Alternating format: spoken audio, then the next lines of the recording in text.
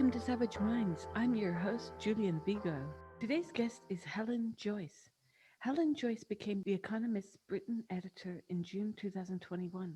Previous jobs at the paper include executive editor for events, finance editor, international editor, and between 2010 and 2013, Brazil correspondent based in Sao Paulo.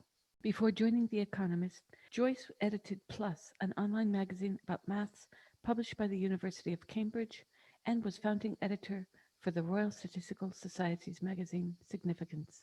She has a PhD in mathematics from University College London. I welcome Helen Joyce to Savage Minds.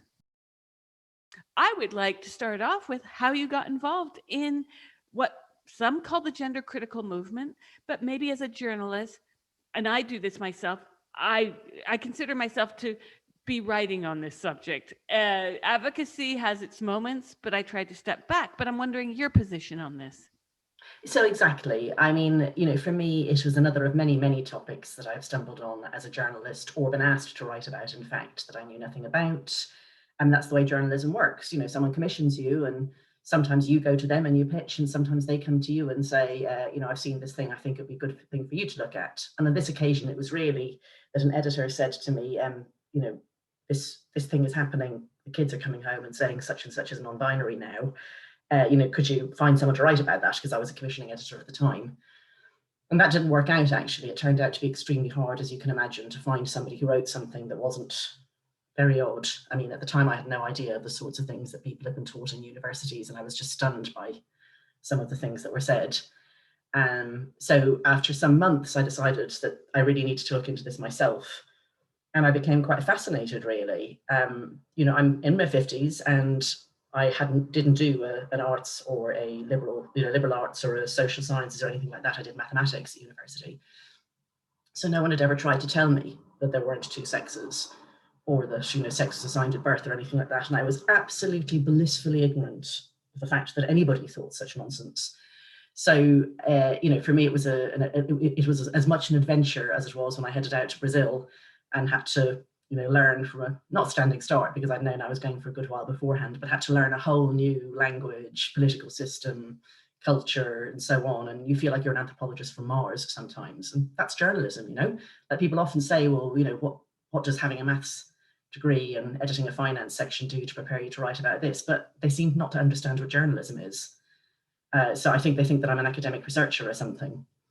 So I just discovered a subject I thought was bizarre, fascinating, and then actually increasingly worrying. And the things that worried me were the no debate.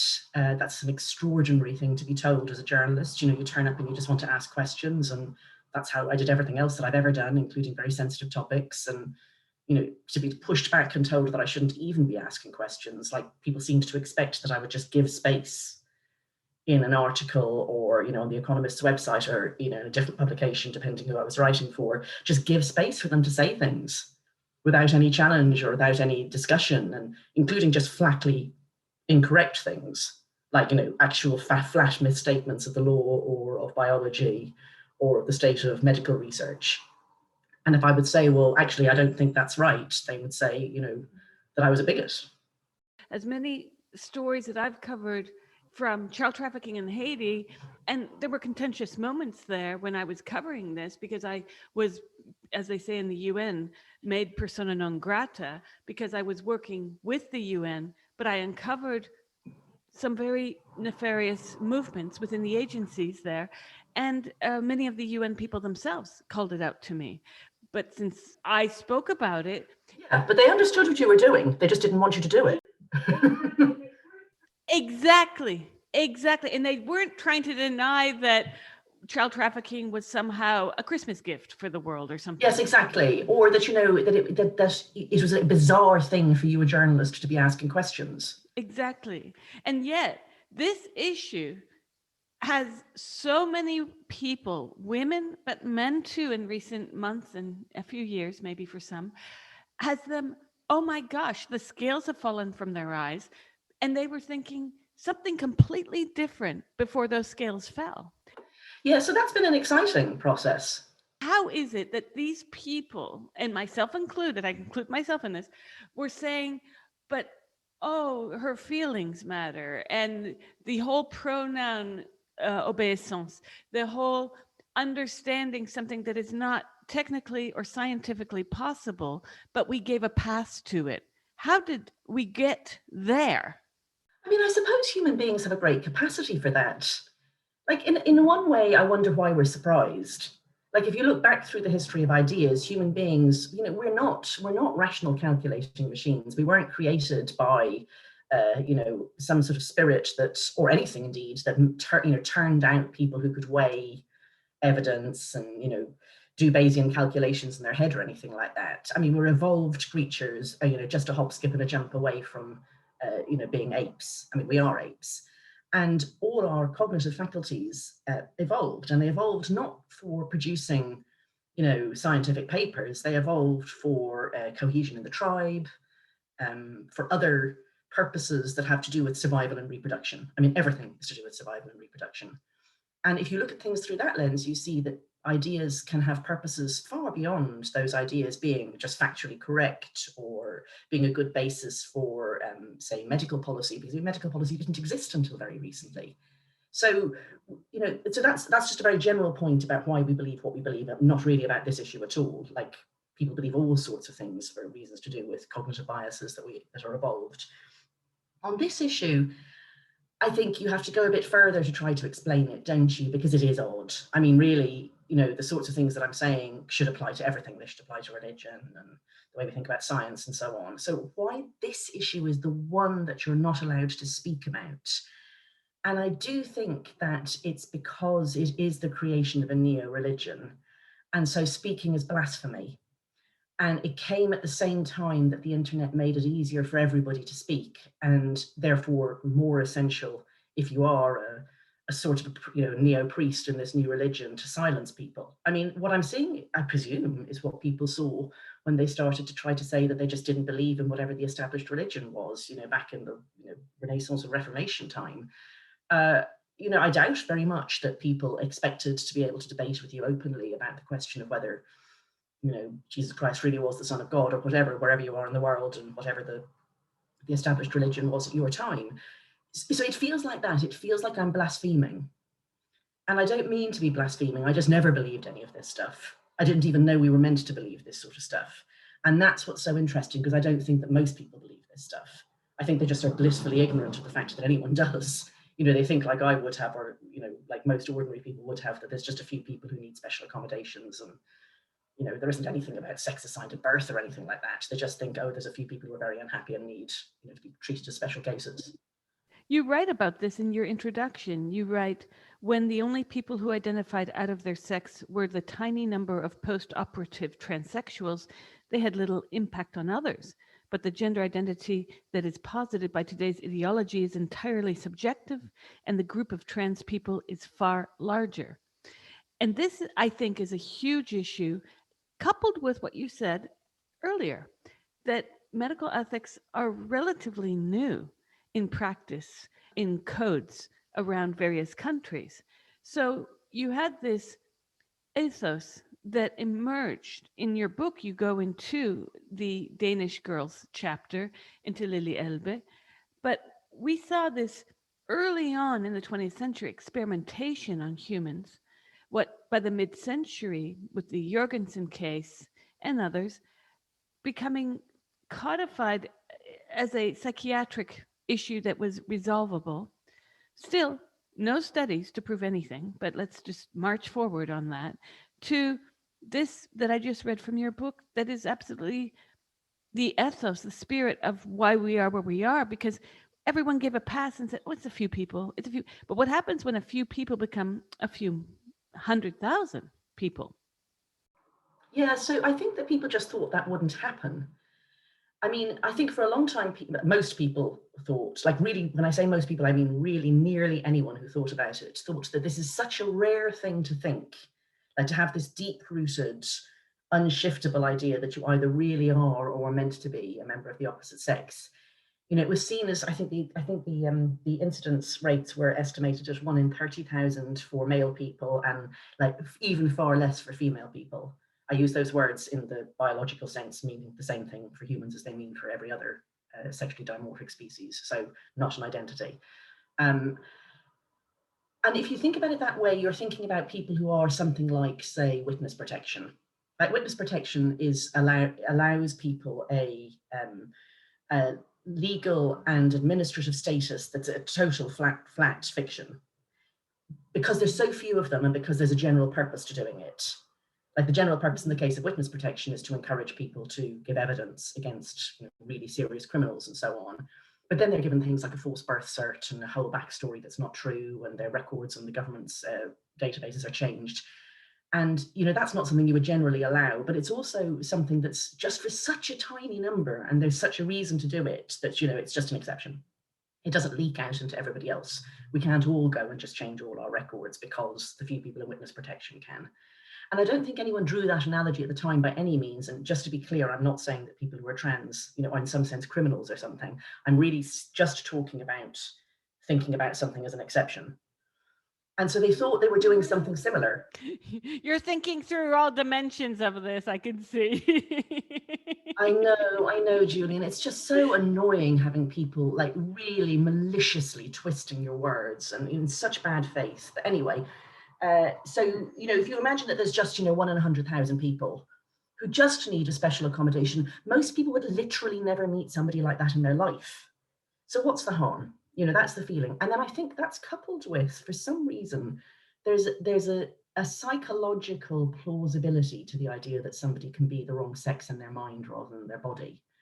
So I think it's people, and I know this is true for me, when people come across the idea first that somebody's really a woman inside, or that someone has a girl brain and a boy body or something like that, they don't stop and immediately think that's nonsense, your brain is part of your body, or I don't believe in souls, or that's Cartesian dualism on steroids or something. They think, oh, they kind of think that they kind of know what you mean. And you have to interrogate the idea before you realize that the only thing you could possibly mean is that somebody has some quite stereotypical ideas of the opposite sex and feels that they would be more at home in that sex. In some very deep-rooted sense. I'm not saying it's a superficial thing. But I mean, just as a matter of logic, anything at all that I or you feel, anything at all, is just by definition something that a woman can feel. Anything that we can do is by definition something that a woman can do. So if a man thinks that he really was meant to be a woman, or that the way he feels is more like a woman, those are things that by definition a man can feel and do. So it doesn't identify him out of his sex, but somehow we feel that it does. And I think that has to be a backhanded compliment to our understanding that there are actually differences between the sex and those sexes, and those things are quite deep-rooted. So we somehow, without making the logical leap, we think, oh, this man is so atypical, and this is such a bizarre idea that, nobody will be faking it. So it has to be actually the case that he would fit better into the pink box than into the blue box, without thinking, do you know what? Let's not be so strict on these bloody boxes. So I think it is a mixture of it just having been a very tiny number, a very, seen as an exception, but also, and this is deeper and was kind of unquestioned, a sort of a feeling that this isn't such a weird thing for some rare number of people to want, because actually the sexes are very different. And then the one thing I'll say finally about the idea is that there's a real inherent sexism in it. And that isn't obvious at first, because there's a natural, obvious symmetry. Like, males can identify as women, females can identify as men. There's not a one-way path here. But one thing I discovered, and I hope it comes out in the book, is that the reasons that males and females identify out of their sex are really extremely different. And they do it in very different ways. It's got very different psychological significance to the sexes. So often a woman will identify out of her sex, historically and even now, I would say, because of the restrictions that are placed on women. And she may or may not say that to herself. I think now a lot of the girls who identify out of their sexes, who say that they're who say they're non-binary and so on, they're not really saying to themselves, it's shit being a woman. I hate the porn. I hate the men ogling my breasts when I'm 13. I hate the way I'm going to get old and be treated like I treat old women now. I mean, young women really don't think that to themselves, like the awful, sexist, misogynist, ageist things I have heard teenage girls say since starting to research this, like, incredibly insulting things about the women they call TERFs. I mean, would you want to become one of those women if that's the way that you think? Wouldn't it be more fun to identify out, For men, it's often much, much more to do with actual sexual desire, like sexual feelings and sexual motivations. And you're not meant to say that. That's the thing that you get, that one of the things you get the most pushback on, that you're saying that trans people are perverts. And not at all. People have sexual urges and sexual desires and sexual motivations. And I just think this is one of them.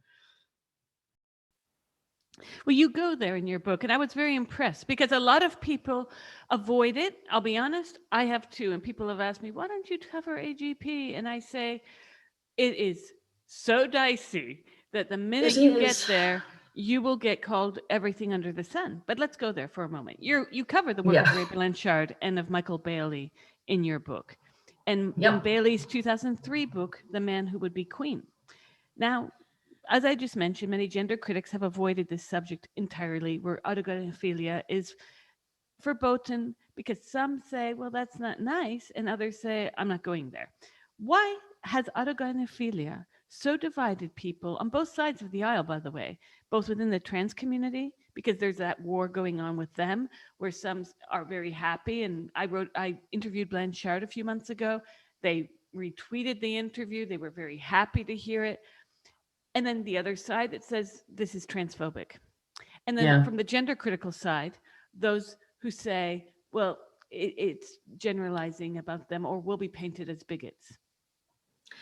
I mean, I really sympathize with people not wanting to say things because they will be painted as bigots, because I knew as soon as I wrote this book that people would find slurs, and I mean, I even could guess what some of them would be, because of course I wrote about it in the book. I mean, there's a whole section about what happened to Ken Zucker, to Ray Blanchard, and most of all Michael Bailey, and also Anne Lawrence, who is a self-described autogynephilic transsexual. And the slurs are horrendous. The attacks are horrendous. I mean, what Bailey endured is just unbelievable. I really, really urge people either to read about that in my book, but also to read about in more detail, and because it was all written up in a paper that I cite by Alice Drager, who's a medical historian, journalist, many other things, very interesting woman, in her book, Galileo's Middle Finger. So it's looking at scientists who are silenced or attacked because of what they say.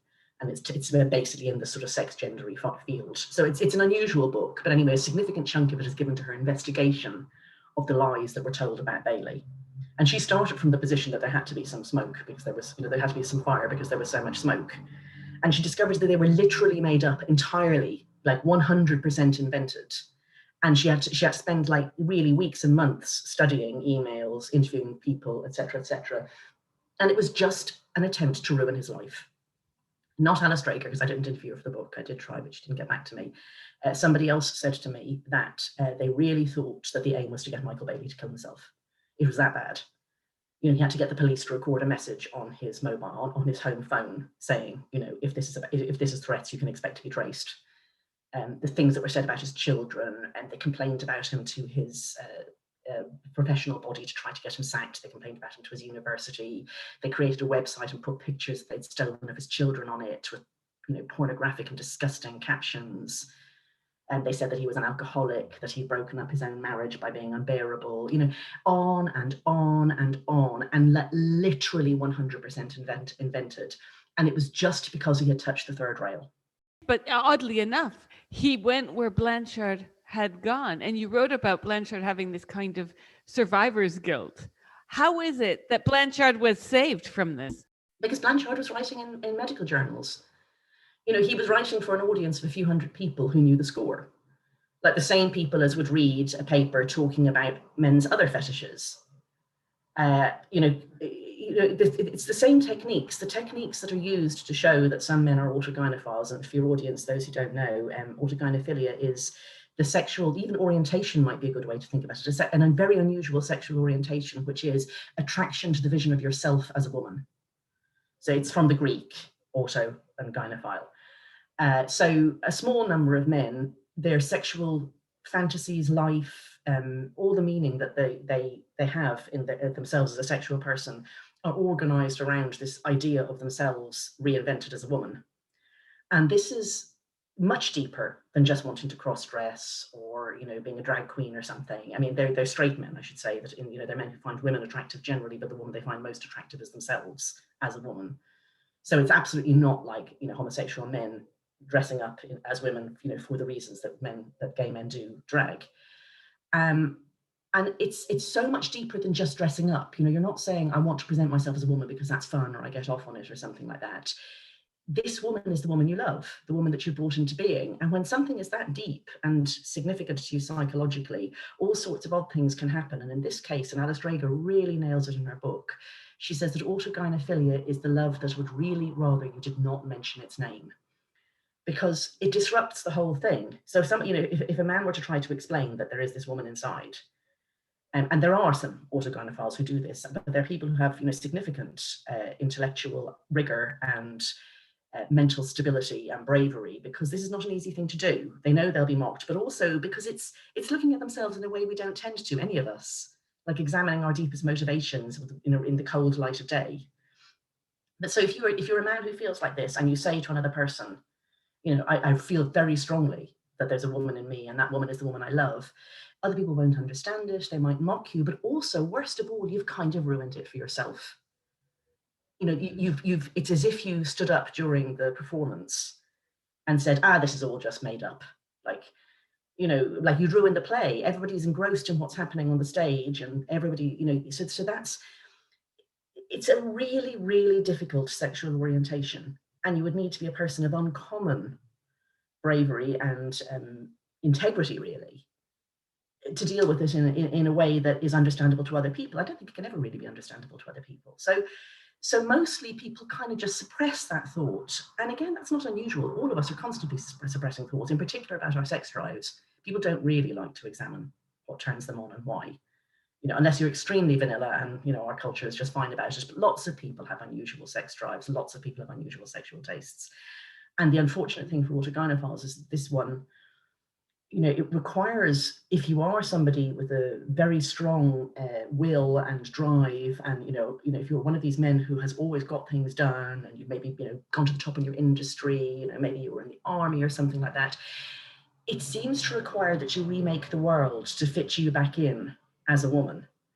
And so that's why I had to go there, because you cannot understand transsexual or transgenderism as a movement if you don't understand that there's this tiny core of really, really driven people for whom it matters more than anything else that the world is remade to fit them back in as women.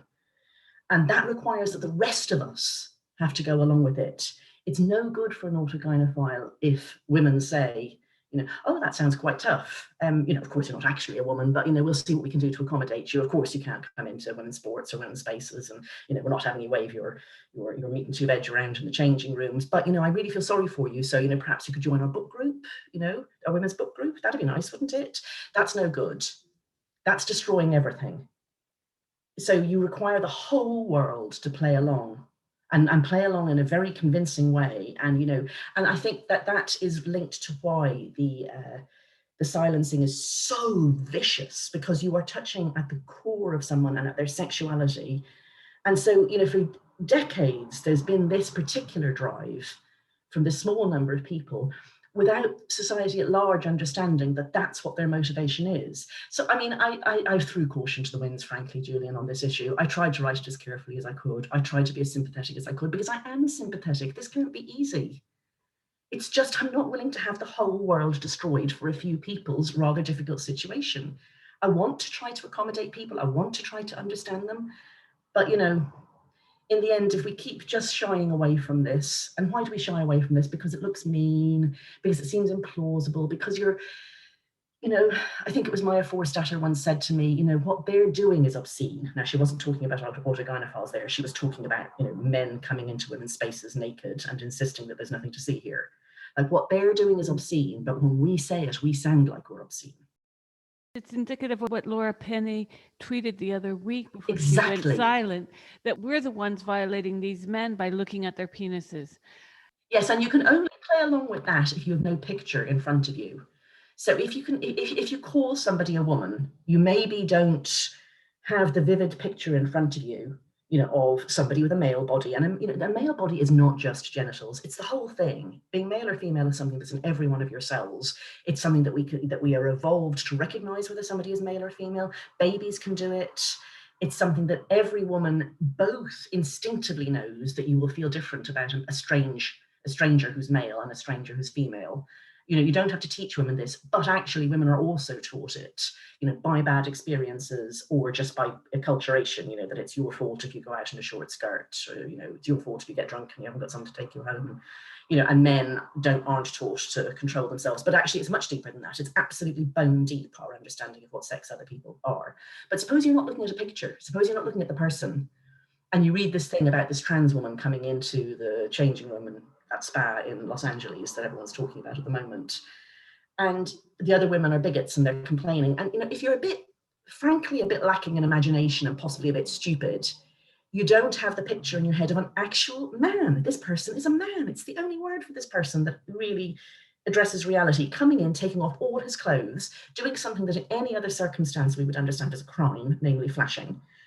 And they're doing it in a place where women are unusually vulnerable because they're all naked and they can't get away quickly and there are children. I mean, it's a grotesque overstepping of women's boundaries. And the only way that you can pretend that it isn't is in this linguistic sense. You call this person a woman, and then you know it's just a different woman. It's a woman with different genitals. Well, how are you to ignore the fact that this person is actually male? And all of their body is male, and you can see that from all of them. You can hear it in their voice, you can see it in their face, and so on. But the place, of course, you'll see it most is in their genitals. Well, you must tell women to look away. That's the only way that you can do it. The looking away is the essential bit of the whole charade, telling women to look away. Well, I had a recent verification on my browser where I click on the bicycles, click on the cars, click on the lights. This time it was click on the men. And there were faces, really? Men and women. Yep, I put it on Twitter last week. Oh, I didn't see that. I missed that one. Yeah, I was like, oh, this is transphobic. So, of course, miraculously, I guessed the right ones. Isn't that a coincidence? Because there is no difference, right, according to the narrative. But I can tell, anyone can tell. Of course you can tell. And it's extremely hard to force yourself not to tell. One of the young detransitioners that I interviewed, not one of the ones that I profiled, but somebody I talked to about other things, really interesting young woman. She told me she reckoned there were 3 or 4 years in her teens when she had convinced herself that she was not actually able to tell the difference between men and women, and that she couldn't know whether someone was a man or a woman, or indeed what sex they were. But no, she didn't really believe in the concept of sex, so just gender. That she couldn't really work out what gender someone was until they told her. And I mean, this is at the cultish level of real reality denialism in your head.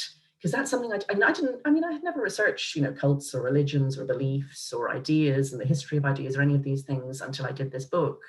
I hadn't understood to what extent when, what look to outsiders like bizarre ideas arise and take hold, it requires that the policeman or the priest is put inside your head. You can't rely on, like if all of us were walking around knowing perfectly well and saying in the fronts of our minds, men can't be women, that's ridiculous, but unfortunately I'm not allowed to say anything about it now, we wouldn't be here.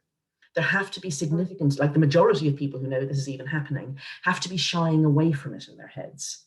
And that's why it's called thought reform. There's a book title, thought reform, what is it? I can't remember the full title, but it's Thought Reform in Communist China, and it's where the expression comes from, thought terminating cliche. So thought termination cliche is something like trans women are women. And as soon as the idea arises in your head, like as soon as the uncomfortable, suppose you're reading some, biology paper and it's about sex differences in fruit flies or something, or, primates and, gorillas, where the male is huge and the female is small and they live in very different sort of, groups. And a sneaky thought comes into your head, oh, well, we're just evolved animals too, we're apes. And you have to shut that down because it could infect everything. And you will then be cast out of the tribe. So you say to yourself, trans women are women. It's the start and end of every intellectual inquiry. I think that's the right quote from the book. Yes. And in fact, the newest trope within the sports sector is the Michael Phelps trope, right? I know. All sports people are freaks. Wait a sec. I step back to your introduction where you say, I love this part, Gender self-identification is a demand for validation by others.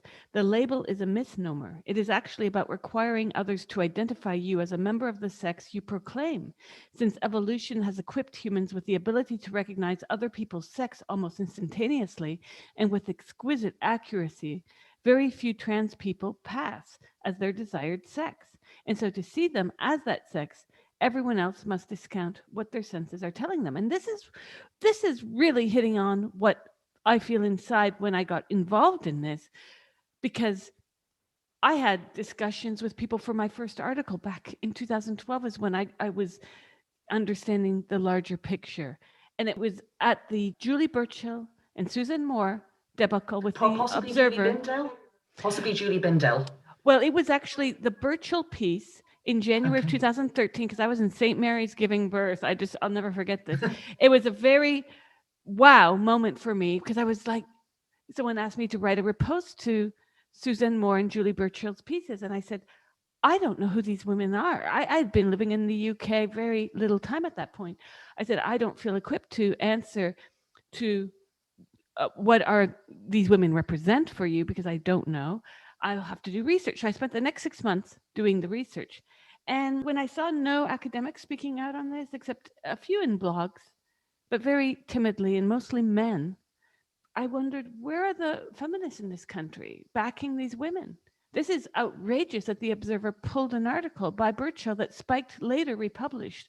This was it for me. This is what set me on that path. Yes, everyone has a story, don't they? Yeah. Well, I tell you, after that, this bit that I just read of yours is what I felt.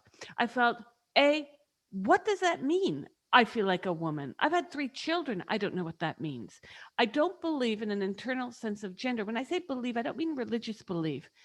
We have had centuries of feminism, from even the French Revolution with people like Flora Tristan, who immigrants from Peru coming to France to talk about feminism as it was then through class. I do not understand how in 2000 something we are now supposed to re-identify with the cliches that I thought we shed historically. That's a problem for me. The other part is, why am I being asked to perceive someone as they wish to perceive themselves? So back in 2013, when I did my first piece on this subject, I interviewed a psychiatrist who worked with Tavistock, and I told him about some of the narratives out there. He's since come on board on Twitter and he's actively tweeting on this. He was a bit surprised by what I was telling him on the ground. And he said, but we tell our patients that they can have all the changes they need, but they will never be perceived as they want. I can put your hand in hot water. I cannot make you feel it as cold. And I kept Yeah. thinking, that's what we're being asked. We're being asked to deny our own sensibilities, our language. And then the litmus test seems to be when some women come out and say, well, some women in this group have been victims of sexual assault. And I also balk at that, because I'm thinking, wait, I don't want the litmus test to be, am I or am I not raped? I want the test to be, can I say no? Yeah, yeah. I mean, it is a complete sentence. We should just be able to say no. I also have a difficulty with that.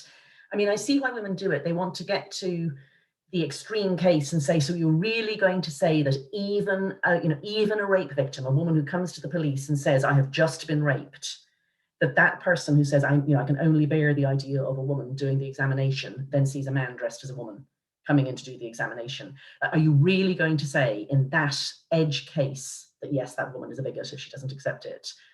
But I mean, that isn't the test, like you say. The test is just that the woman says no.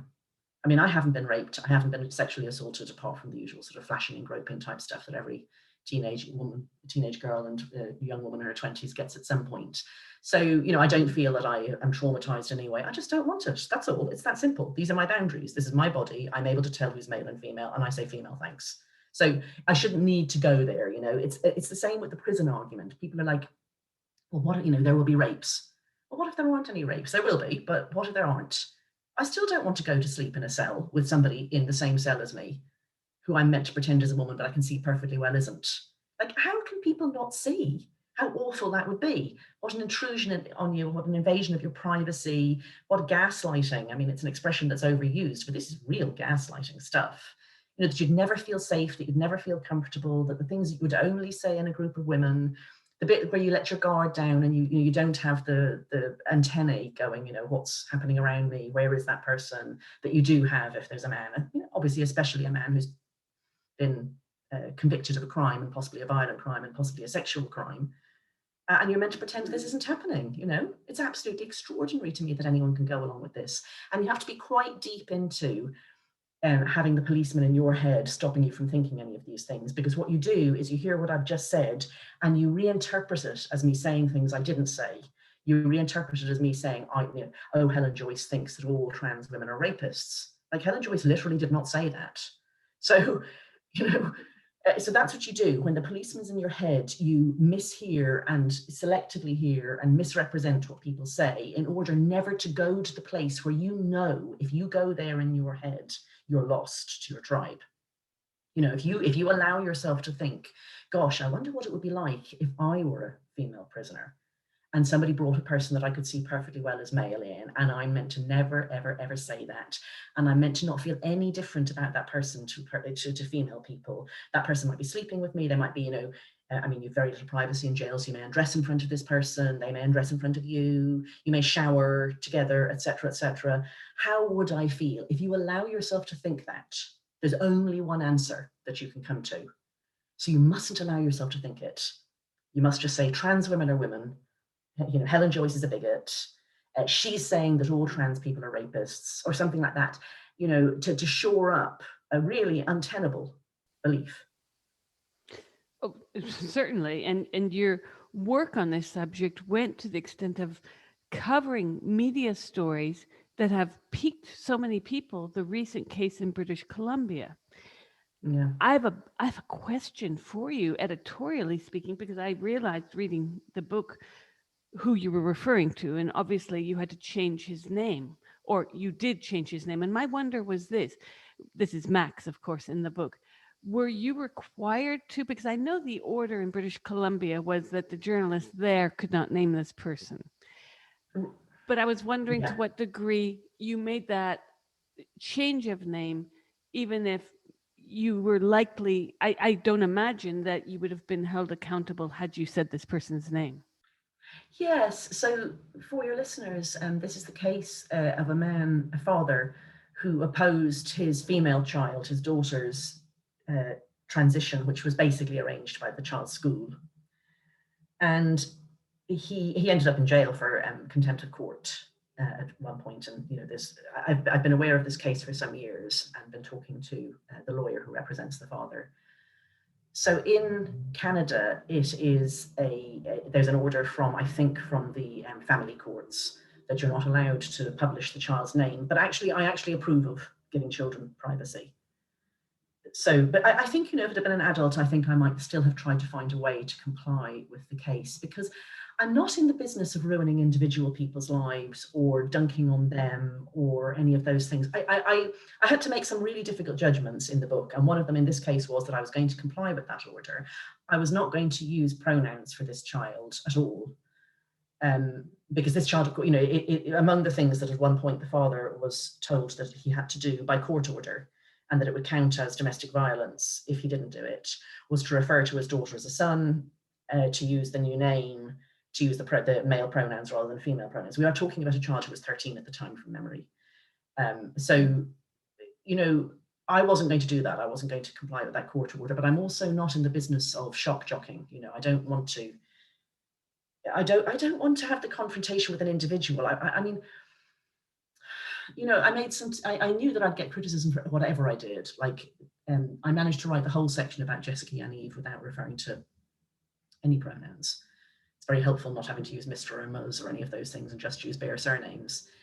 And, I know that there's people who will have wanted me to go through and talk about this person who is a male person who represents as a woman and who on that basis tries to get beauticians to offer genital waxing. And of course, we're talking about waxing a penis and testicles, not waxing a vulva. Again, I'm the one who's been forced into the position of saying these words. I'm not the one who's trying to come into women's homes, strip completely naked and force them to handle genitals they don't want to handle. That's the obscene thing. But I'm the one who's somehow obscene for saying it. So I wrote that section without pronouns entirely. Of course, I wasn't going to get a court, ruling against me. I'm not in Canada, but I didn't want to cause problems for the book in Canada either. Like if it gets published there, and it just didn't. It didn't seem worth. It didn't seem worth the confrontation on this. You can write the facts carefully, and everyone knows what you're talking about, without having the confrontation. So that was one case. The Max case, the Jessica Yaniv case, was another one, and then there's a case in Ireland which again, there are court orders in Ireland that I don't think could touch me here by any means, and certainly couldn't touch somebody in the US. But I mean, again, I'm not in the business of trying to focus on individuals. I'm using these individuals as examples of how wrong-headed the law is and the ideology is. You're listening to Savage Minds, and we hope you're enjoying the show. Please consider subscribing. We don't accept any money from corporate or commercial sponsors, and we depend upon listeners and readers just like you. Now, back to our show.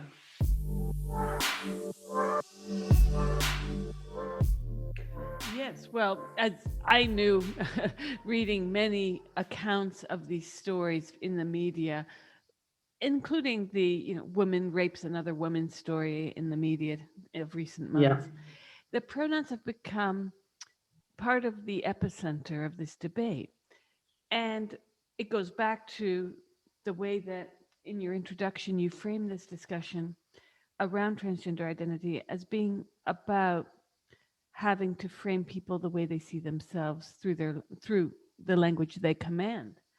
And the parallels to the gay rights movement are constantly used when discussing the psychiatric elements of transgender within the DSM-5, for instance.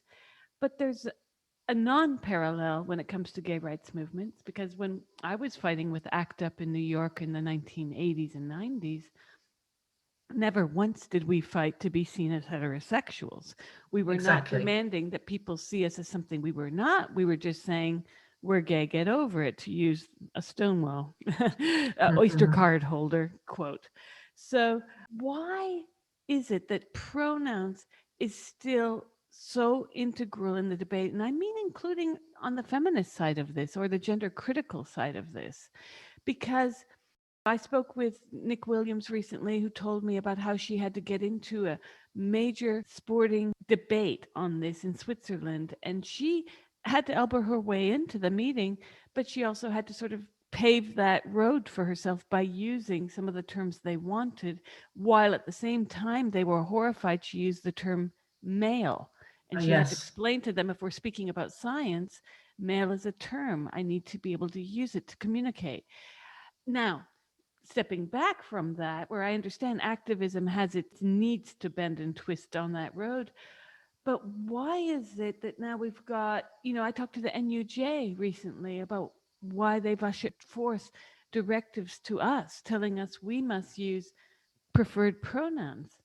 As you know from my name, I regularly get called Mr. I'm regularly called he on Twitter, despite my photo. So, and I don't take offense at all.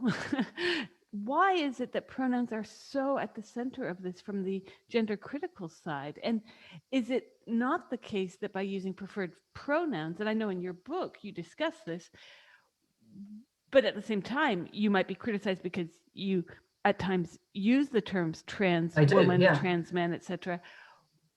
Are these own goals? It's difficult, isn't it? I mean, no one speaks in a vacuum. Everyone speaks into the discourse. And, I wish that we could just call males and men the same thing and females and women the same thing and just use sex-based pronouns. I also can't control how other people hear me and see me. So any more than a trans person can impose their internal reality on the rest of the world, I can't do that either.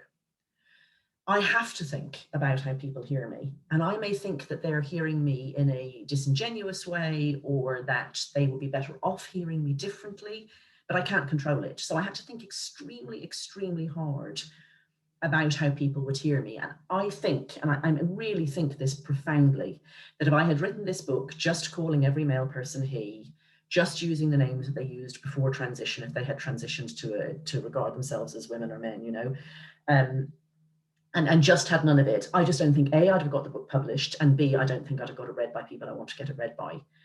And that's that is in one sense ridiculous. It shows how far we've got. It's just a fact. So I was writing a book. I've talked about this a lot in recent weeks. I think it's incredibly important that we're strategic. And I was writing a book to get read, and to get read by people who didn't already agree with me or who knew nothing about it. Like when I conceived of this book first, and when I wrote the proposal, I mean, most people don't know how book writing goes, and I certainly didn't before this one, but you write a proposal that's quite a detailed description of what will go in the book, and you also write a sample chapter is the usual way, like unless you've already got an editor who knows your work. So in the proposal, and then you write like, who you think would read this book, why you think it needs to be written, how it would be marketed, why you were the right person to write it, that sort of thing. In that proposal, I was trying to get across that the aim of this book was the person who is where you were in 2012, where I was in 2017, who's stumbled across this subject and thinks to themselves, well, this is strange, what's going on? Like they just see Laurel Hubbard, who's this male person who is now going to be competing as a woman in the Olympics in weightlifting. And they say, that's really odd, like men are much stronger than women. Or they hear about something from a child at school, that you're taught that, if you feel like a girl, you are actually a girl, or something like that. That person who is not somebody who has any idea of feminist history, not someone who knows much about the science, not someone who's engrossed in any sort of activism, that person thinks, what the hell is going on? This is so weird. And I wanted them to pick that book up. So that person will put the book down if I seem to be mean. And again, this is not fair. I'm not talking about fair. Life isn't fair. I'm talking about speaking into a discourse that I did not create and I cannot change on my own. And I'm not willing to pretend that the world is as I think it should be, because that's exactly the problem that I'm writing about in the book. People who are insisting on remaking the world as they would like it to be. So it is just a fact that if you go around the place calling trans women he, you are causing problems for yourself. You are also causing problems for yourself when you call them she. So because people will mishear you, they'll think you're talking about a female person. They will be misled. They will be lulled into a false sense of security when you're talking about putting them in women's jails or women's sports or something like that. So you have an incredibly difficult task. That's the point of it, by the way, to make it almost impossible to speak, to make it really, really, really hard to speak clearly and say what you're trying to say. So I had to think all the time, who's reading me and what effect am I trying to get? Am I sure that the way I'm writing is clear enough that the person understands what I am talking about, that this person is male, that this person doesn't look like a woman, doesn't feel like a woman to other people? However, if I call this person he, I'm not going to get read. I want to get read. I read the entirety of your book and I went back and I saw you have made references to some excellent research on this subject, and the people you acknowledge are often the feminists who are doing the more politicized, let's not be mean and let's get the message out strategy. And this isn't a criticism, by the way. I'm just wondering if the fact that you didn't mention people like Janice Raymond, who's been monstered amongst the trans advocates because her work many years ago that took issue with the transgender movement, and then Sandy Stone's response to that. And in many ways, Sandy Stone's response to that and the transsexual empire strikes back and so forth gave rise to transgender studies in the US. I actually know Sandy Stone, so I had an insight into this writing that was quite interesting for me, especially within scholarship. But then why perhaps did you reference a lot of the women who are doing the more strategy type alignment and not some of the ones who they might consider to be impolite or mean? Yes. Yeah. No, it's a really interesting question, Julian. Yeah. Some of the work of Sheila Jeffries and Julia Long have offered a lot into this. I can tell you, I was piqued, as I mentioned, and then one of the first people I spoke to was Julia Long. So there's a sort of a general answer and a specific answer. And the specific answer is I'm just one person and I am not steeped in, and I've never claimed to be steeped in feminist writing and feminist thinking. I regard myself as a feminist, and I've regarded myself as a feminist since I was a teenager, but I did read some feminism books then, a lot of feminist books then, but then I went off and did stuff. I did a maths PhD, I became a journalist, I had kids, I was very busy, I wasn't keeping up with feminist thinking as such. I just always regarded myself as someone who wanted women to have every opportunity and so on and so forth. So in some ways, people are asking me to know a whole body of work that it's not reasonable to expect me to know. I'm not someone who's spent the last 30 years studying feminism. And the second thing is, and I mean, you must have had this too, it's an incredibly irritating aspect of being a writer, a journalist, or an author. People come to you and they say, why did you write the book that you wanted to write rather than the book that I wanted you to write? Why did you write the article about the subject that you wanted to write about rather than the article that I thought you should write about? My book, my structure, you go write your own book, I want to say to them. There certainly is a book out there in which Sheila Jeffreys and Julia Long and these other people, who I respect hugely, play a bigger part. I wrote the story I wanted to tell. And that's the story that I saw and I witnessed. And remember that I only stumbled on this subject in 2017. So I was writing a story, I wasn't picking and choosing people I thought were kind and people I thought weren't kind. I literally wrote the story as I saw it. And even there, I left people out and left subjects out because you can't put everything in. So that's another thing that happened. I mean, there are people I interviewed that I didn't quote. That always happens. I mean, if you're interviewing about the same number of people as you quote, you're not interviewing enough. You probably, as a rule of thumb, are interviewing at least twice and maybe 3 or 4 times more people than you end up quoting. And that would be a general rule of my journalism as well. Because the thing is, you're not writing. I'm not writing a commissioned book.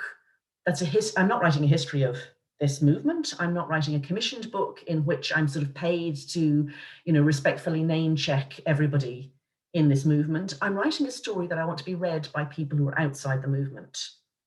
And sometimes the choices, absolutely don't reflect the importance that I think the different people have in it.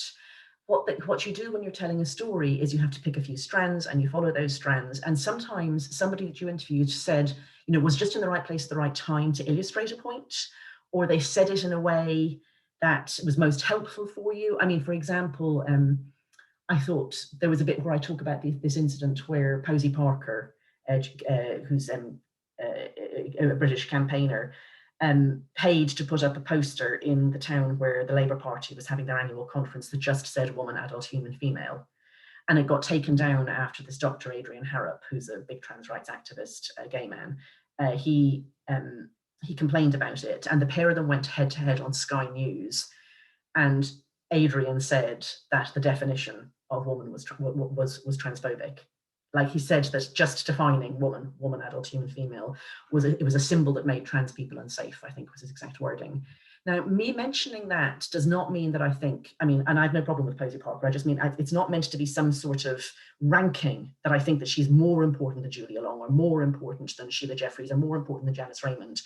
It's the thing that she just gave the perfect example. That was just this moment that crystallized in the book how you're not even allowed to say what women are, right? So I'm telling a story, I'm writing a book. I'm not, giving a top 1,000 ranking or a top 100 ranking, even a top 10 ranking of who made this movement happen. And then the second broader point that I would make is, one of the reasons that people feel strongly about this or are making these points about me is that there aren't that many books out about this. So this is the only one that tries to do specifically this, really tight focus on, what happens when you say that men can be women. So Kathleen Stock has written a book about, some aspects of the philosophy of it.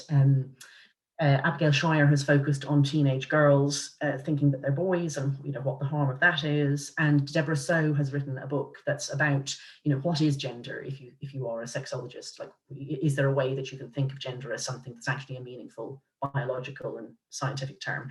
They're the only 4 books that I can think of right now. And God, and I missed something, I probably have. Yes, of course. Then there's some very, very good books written and edited by people like Heather Brunskill Evans and Michelle Moore that are very useful as well.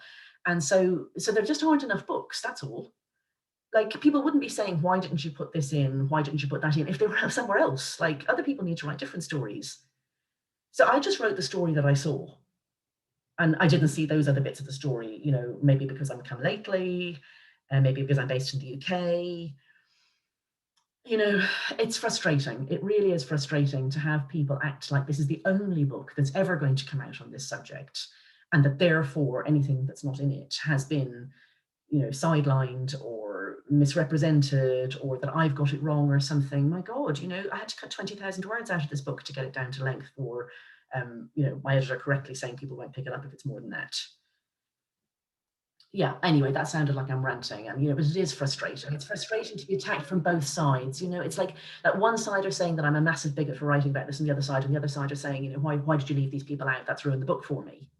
Well, I'm not perfect. I probably made some choices that were wrong, but also my bloody book. I wrote what I wanted to write. Other people are going to step forward and write different books, possibly better books. They'll write about different bits of it. They'll write about it from different angles. We need dozens of books on this subject. We need, and we're starting to see, I must say, less on the book front, but more on the grassroots organising front here in the UK, especially. We're starting to see a real uprising of interest in this subject. I want more people to step forward and write books. I think we need a book entirely about what happened in education. Absolutely. And there's, I forgot to say, there's a book about sport. There's Linda Blade and Barbara Kay in Canada have written a book that's entirely focused on the sports, which I haven't had a chance to read. I have no time these days. Yes, the ideological capture of institutions. There's a book there. Yes, that's another one, exactly. There's a whole book to be written about what happened with the ACLU on its own. There's another whole book to be written about what happened with Stonewall. There's just so many books, and these books will come out, and they will all have different purposes, and they will be written by different people who know different bits. I feel like there's an elephant there, the blind man feeling the elephant sort of metaphor. I felt one bit of the elephant. And it's a bit mean to say to me, oh, you focused on this bit of the elephant, why didn't you focus on that bit of the elephant? Because I didn't. Either I didn't see it or I didn't want to, frankly. I wrote the story that I wanted to write. Well, that's what a lot of people miss out, because writing is not just a regurgitation of every thought in the head. It's more a process of editing out rather than what we're putting in. And I was also writing for a particular audience, and it really wasn't about who's kind and who's not kind. Sorry, that was actually the question you asked in the first place. That was never one of my criteria. It was that there was a strand. It was extremely difficult to structure this book because a lot of things are interlinked and a lot of things have to be told before other things. And so my editor helped hugely on that. I had to, really put a lot of effort into the planning, and then it had to be reworked quite considerably between the first draft and the second in terms of structure. And at no point did I think to myself, this person is too mean to be put in. Really not. Yes, but I think as time wears on, I think we will be seeing more and more people being able to, ourselves included, to just say. Yes, I hope so. I hope so. Because this is a discursive movement. It's extraordinary the extent to which this, and actually some related identitarian movements, especially in the States, to what extent they are about language, about policing language, about changing language. There's this sort of postmodernist idea that the language creates the reality. And so if you can stop people from saying things, you're actually stopping harm.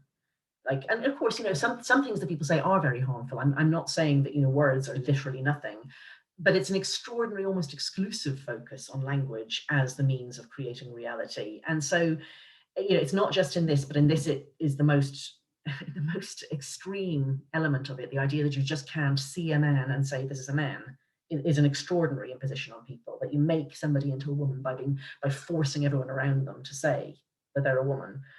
Or a major organization like the ACLU, which has as its legal counsel someone who fits into that gender politics. There's a whole study there about how the ideological capture happens on the personal, literally becoming the political. Yes, there's a different book to be written, and it's one that I'm totally unqualified to write. But there's almost a sort of a fictional or meditative, when I say fictional, I don't mean a novel, although that would be interesting too. How does it come to be that somebody comes into this movement and comes out again? There's so many different ways to write about this and so many different things to do and so many people writing stuff, I just think people wouldn't be focusing so much on what I put in and what I didn't put in if there were more books about this, and there will be soon. There are just 4 or 5 just very recently, so there will be. And what's the future do you see in this movement, where in the US the political terrain is quite different? We have the aftermath of Trump derangement syndrome, which basically translates like this: Trump tries to dismantle trans rights, so we're going to protect them all the more. Where in the UK, and it's quite paradoxical, Helen, you can hear my accent, I am American, but living in the UK and working on this early on, I thought, we're going to have a harder time than in the US because here in the UK, we haven't the First Amendment. Quite paradoxically, it's worked in the inverse, where the country with the First Amendment is having a harder time, and the UK is pushing back quite successfully now. Yeah, yeah. I mean, I often think America is very paradoxical in these ways. You know, it's quite a puritanical country, but it produces most of the world's porn, for example. You know, it's got this very strong constitutional protection for free speech, but it's in America that, you know, you can't even get interviewed for a job if you won't, like in the university, you know, if you won't mouth certain platitudes and so on and so forth. And I sometimes think those two things are linked. I mean, I'm not sure exactly how. This isn't a fully formed thought, but it just seems that, you know, when you have these very grand, bold statements about things, sometimes you also have, you know, quite shocking exceptions to them. And so Britain's got a more flexible and less codified constitution. You know, it's not a single written document in the same way that the American one is, and it's split among different documents, and it's more like a sort of a it's more of a living document as a result. Therefore, um, and I think that, you know, that's bad in some ways. Like, I think there isn't just this categorical protection from government interference in your free speech, and you see that when women are dragged before courts to defend the fact that they just said things, you know, that were completely ordinary.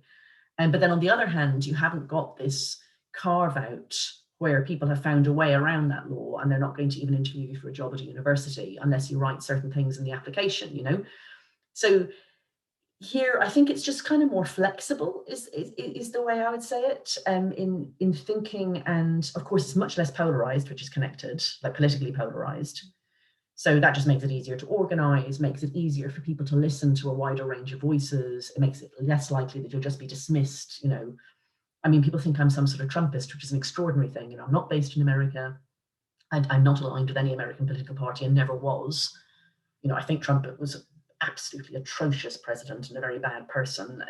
You know, but if I lived in America in normal times, I'm not sure who I'd vote for and have never given it any thought, you know, and so on. But people think that because I write about this, that I'm in some sense, you know, funded by the Heritage Foundation, a Christian conservative, a supporter of Trump. You know, I mean, these seriously, like, I'm A, not that person, but I'm B, not in that culture. Like, why do you feel you have to imagine that the whole world has lined itself up according to America's battle between Democrats and Republicans? I'm just not in that fight. Why would I be in that fight? It's bizarre. This manifestation also does a perfect x ray of what's amiss outside of gender ideology, but involving it as well. It's this myth that the left and right exist any longer as they once did. And I think the reason why we're seeing people, or let's just start with publications to the right of center, running stories that elucidate some of the craziness of this lobby are because that left and right no longer have the same meaning that they once did. And when you have right wing people, people who might even be opposed to abortion, but being able to properly locate what is human biological sex, align with, I don't mean strategically or organizationally, but ideologically with, let's say, gender critical feminists, we know that there's something amiss because the last year and a half of lockdown has similarly brought out this kind of disconnect between the right and left within the media and on the streets. I have to wonder if the gender ideology debate will not be in maybe 100 years' time, but be that cornerstone that's marked as the beginning of people being able to discuss things through issue by issue instead of, I vote Democrat. Yeah, yeah, yeah, Because if you look at the American publication, it's a horrible publication. It's a blog, I guess, of sorts, The Daily Costs. It is one of the most reprehensible ideological things I've ever witnessed in my life. It's part of the reason why the Democrats lose. They don't even realize it. But it's this yeah, machinery that puts forth Russiagate and Hillary Clinton as God. And it's like, whoa, let's talk about what Hillary Clinton did in Honduras. Or let's talk about the fact that some of why the gender ideology movement has had such a thrust, especially amongst MRAs, is because there is this emboldened now sense of misogyny that can be put forth because people including feminists, I'm being a little critical here of feminists, refuse to acknowledge that maybe violence isn't something that uniquely emanates from people with penises. The political polarization thing, it's particularly extreme in America, but people do have a tendency to take their beliefs in packages. Because we can't all be thinking about things all the time. And so you broadly identify yourself as being, a Labour voter or something. And then, you sort of broadly reckon that they are going to pre-vet your ideas for you. And people don't look at political manifestos and think like there's 17 things in each of these, which one do I align with most? And let me rank the importance of those 17 things. So, that's natural, that's standard to think that, this is my party, this is what they think, but that's probably my base case, and I'd have to actually be given a reason to step away from it. I think what's different in America is just how distant the two groups have got from each other, and how entrenched, and how much they hate each other, and how little they listen to each other, and how hard it is to work across the boundaries, and also the oddness of the collection of beliefs. Like, it's a very odd belief to attach that men can be women to everything else that Democrats believe in. So that, I think that's really driven a lot of the poisoning in America. But I also discovered extremely recently, I just read it, in fact, yesterday, in an interesting Substack email by a chap called Noah Carl. There's a thing called a Baptist Bootlegger Coalition. And this isn't his idea, but it's a really, really interesting article that he's written about it.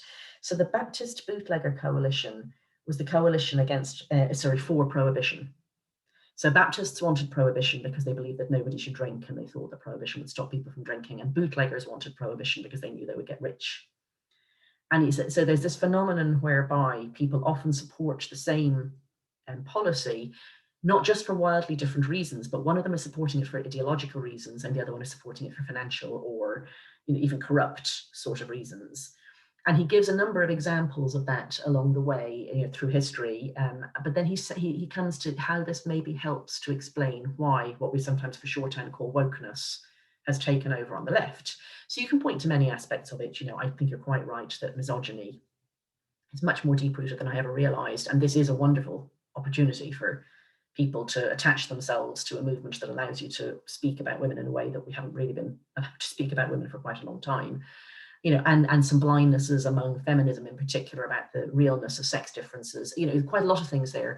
But he specifically looks at the fact that it might be a Baptist bootlegger coalition, specifically between a very small number of people who, have really become indoctrinated in universities and really are all in on this movement, but are now in quite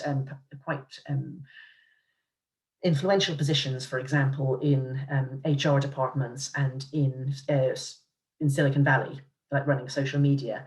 And then there's a totally separate group, and they're the equivalent of the bootleggers, the people who are doing it for cynical reasons, really, like just for money and whatever. And that's the big corporations for whom wokeness, if we can call it that again, is a lovely way to take the heat off other left-wing or other liberal or other progressive ideas, like that you should pay more taxes, or perhaps your female employees should be given better maternity rights, or any of those things. You can move the focus to this linguistic, performative set of ideas. So they've gone all in. I mean, we call it rainbow washing. Change the signs on your toilets so that everyone can go into every toilet, or make everybody wear rainbow lanyards, or get everyone to put their pronouns in their Twitter bio. If I were looking at the bottom line and thinking about moves to try to tax multinationals more fairly or things like that, I'd be very keen on moving everybody's focus to that sort of set of policies and continuing with business as usual in other ways. Yeah, so I thought it was a really interesting description of a very obvious dynamic that I hadn't actually managed to nail so clearly before. Well, it's a capitalist dream, this ideology. Oh yeah, it really is. You derail all discussion, like you said, of taxes, all discussion of real inequality. But let's talk about fake inequality. These are my pronouns. Here's your badge to put your pronouns on. What a great way to avoid responsibility towards actual human rights. And at the same time, why has the corporation become the place of gender wokeness and ideology and purity? Do we really want corporations policing this kind of neo-religion? I mean, I guess we're sort of seeing outworkings. Like, we've had corporations for, I'm not exactly sure when the first limited liability company was created, but it's, in historical terms, really quite recently. We've had big multinationals for not very long. We've had multinationals that aren't in the business of shipping actual physical stuff for a blink of an eye in human history. And so some of what we're seeing is it's just the march of history dealing with a new phenomenon, namely a corporation that can be worth more than anything else in the world, but actually all it sells is ideas, or very small pieces of technology that allow you to do very large things.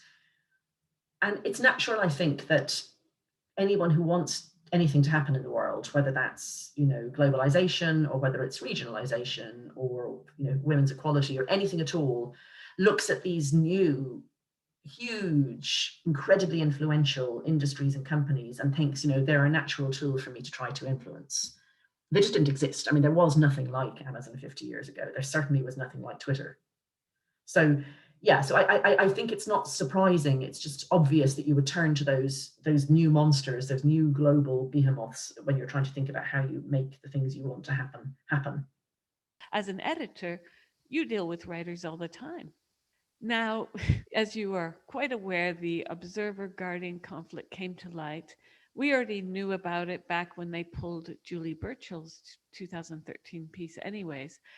But what do you have to say to writers who are in the business of signing letters to have their colleagues let go or fired for expressing ideas they don't believe in? It's extraordinary, isn't it? I mean, it's a profound betrayal of all sorts of, I mean, really liberal Enlightenment ideas, but certainly ideas of what journalism is and should be. And it really comes back to this idea that if you control the discourse, you control reality. So I think that there's a generation that has come through university and that has gone into workplaces, and they're a generation that 5 or 10 years ago, the people noticing them thought, oh, this is just campus nonsense, the deplatforming people and so on. They'll grow up once they leave university. Sadly, they were in large enough numbers and they got taken into, big corporations, or they became teachers or any of those things. And nobody pushed back against their ideas and, knocked this nonsense out of them, frankly. And instead, people, it was, I think partly because we were all shifting online and companies were trying to think fast about their online strategies. And they often thought to themselves, oh, the young people will be able to help us. Young people get the internet, so they put the kids in charge of their Twitter feeds and so on. But also these ideas of reverse mentoring. And, you arrive at a moment when you're quite rightly, as a company, attempting to be less prejudiced, to be more open to a wider variety of skills and, a more diverse workforce and so on. Anyway, all those things happened together. So these kids came into workplaces, and instead of rapidly getting over silly ideas they had from university, sadly, they infected the institutions they went into with those ideas instead. And one of those institutions is journalism, broadly speaking. So lots of news rooms that had, just tough sort of people who had gone and covered wars, or had to write about people they didn't agree with. I mean, as a journalist, you don't expect to be writing about people you agree with all the time. It's absolutely absurd to think that you wouldn't, just listen to what all sorts of people say and write it down as clearly as you can. Instead, a large number of people came into newsrooms who seemed to think that, giving space to somebody to put their ideas as clearly as possible was platforming them. And that, what you had to do is suppress those voices and instead give voices to other people, that it was okay to lie or to redefine words in ways that you knew would confuse your reader, because that was, in the service of social justice. I mean, when I started to write about this, I remember talking to other journalists and saying, we're just going to have to put in brackets after trans woman, a person born male. I mean, of course, a person born male is still a male person, but you're trying to emphasize that they're male, It's not even intended to say that you can change sex. People sometimes think that's why I would write it. But yeah, and then they would say, no, but that's transphobic, or you shouldn't need to say that. Or somebody said to me, oh, it's 2017, for goodness sake. You're like, oh, what bubble do you live in that you think that most people understand what you mean when you say trans woman? Like, seriously, most people don't. And as a journalist, you should be thinking about your audience. You should be thinking about specifically giving a wide range of thoughts and giving a clear idea of what's going on in the world around you. But these young journalists don't see that as the job of journalism at all. They think they're in the job of creating a new reality.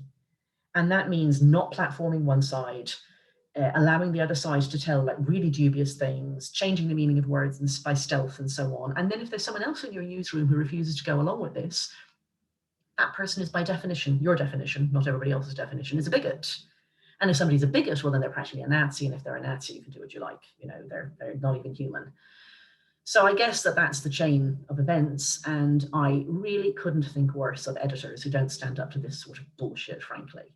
Like, I mean, the only answer to a journalist who says, I'm not staying here because Suzanne Moore is on staff is, well, there's the door, don't let it hit you on the way out. And if you answer like that, you would probably quite quickly regain control of your organisation. And if you don't answer like that, your organisation is lost. So a lot of journalism is, I'm sorry to say, lost.